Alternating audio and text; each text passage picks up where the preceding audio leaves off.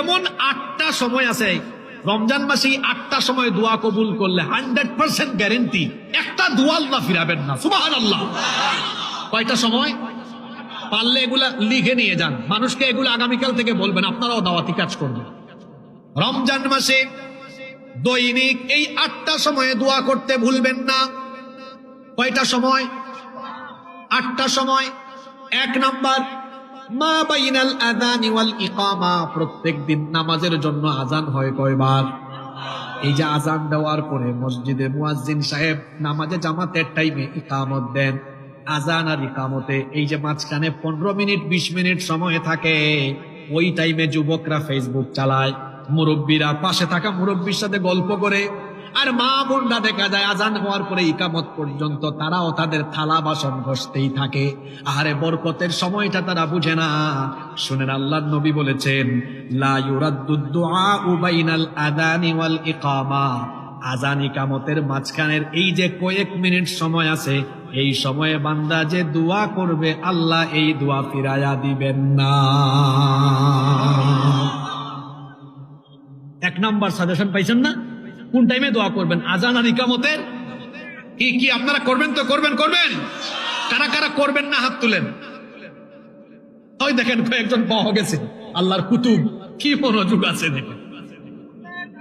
আচ্ছা ঠিক আছে, ওনারা না বুঝে হাত তুলছে। আমরা তো কেউ ভুল করলে হাসি, আল্লাহ হাসেন না, আল্লাহ ঠাট্টা করেন না, আল্লাহ মানুষের বাহিরের টানেন না ভিতরের টানেন। সুবহানাল্লাহ। উনি না বুঝে তুলছেন, অসুবিধা নাই, আল্লাহ মাফ করে দিবেন ইনশাআল্লাহ। তাহলে রমজান মাসে 8টা সময় দোয়া করতে ভুলে যাবেন না। 1 নাম্বার হলো কোন সময়?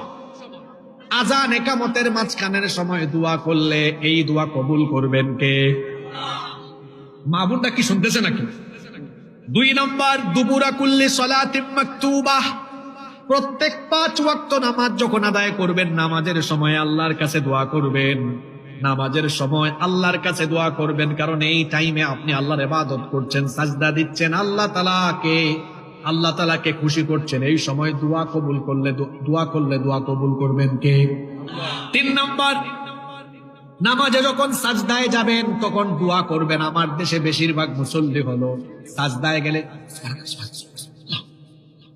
কিছু মানুষের নামাজ, এত নামাজ না, মনে হয় ফিজিক্যাল এক্সারসাইজ, ঠিক না?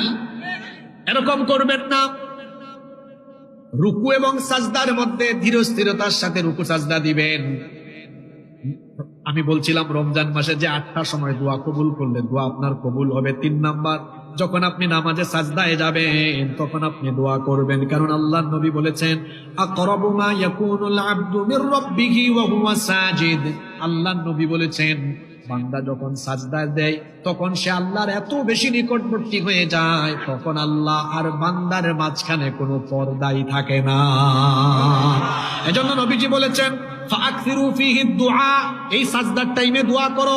কিন্তু বাঙালি মুসলমান হলে এমন সাজদা কত দ্রুত মারবে চিন্তা করে। একটা নিরীহ আমল, দেখেন আমি কি শব্দ চয়ন করলাম, নিরীহ আমল, যে আমলটা কেউই করে না, এই আমলটা আজকে থেকে আপনারা করার চেষ্টা করবেন। আল্লাহর নবী সাজদার মধ্যে একটা দোয়া নিয়মিত পড়তেন, যেটা আমরা অনেকেই জানি না, হয়তো কেউ জানেন। এই দোয়াটা মুখস্থ করবেন, এটা পড়বেন আল্লাহর নবী সাজদার মধ্যে। সুবহান রাব্বিয়াল আলা, এই তাসবিহগুলো তো আপনারা 3 বার জপেন, 12 বেশিও জপা যায়। এগুলো পড়ার পরে এই দোয়াটা করতে ভুলবেন না। আল্লাহর নবী এই দোয়াটা সাজদায় করতেন, আল্লাহুম্মা গফিরলি যানবি কুল্লাহু দিক্কাহু ওয়া জিল্লাহু ওয়া আউওয়ালাহু ওয়া আখিরাহু ওয়া আলানিয়াতাহু ওয়া সিররাহু। একবার আমার সাথে বলেন, আমি আল্লাহর কাছে দোয়া করছি, আল্লাহ যেন আপনাদের স্মৃতিপটে ধারণ করার ক্ষমতা দেন। বলেন আমিন। বলেন আল্লাহুম্মা গফিরলি, একটু ঠোঁটটাকে খুলে দিয়ে মনটা বড় করে বলেন, আল্লাহুম্মা গফিরলি যামবি কুল্লাহু দিক্কাহু ওয়া জিল্লাহু ওয়া আউওয়ালাহু ওয়া আখিরাহু ওয়া আলানিয়াতাহু ওয়া সিররাহু। এত সুন্দর দোয়া যদি আপনি বুঝতেন, নামাজের মধ্যে শুধু চোখের পানি ঝরতো। মাঝে মাঝে আমরা বা অনেক আলেমরা সাজদায় কাঁদে, পাবলিক বুঝে না হুজুর কেন কাঁদে। আপনি যদি বুঝতেন তাহলে আপনিও কাঁদতেন। কি সুন্দর দোয়া, আল্লাহুম্মা গফিরলি যামবি কুল্লাহু, হে আল্লাহ আমার সকল গুনাহ তুমি মাফ করে দাও। দিক্কাহু ওয়া জিল্লাহু,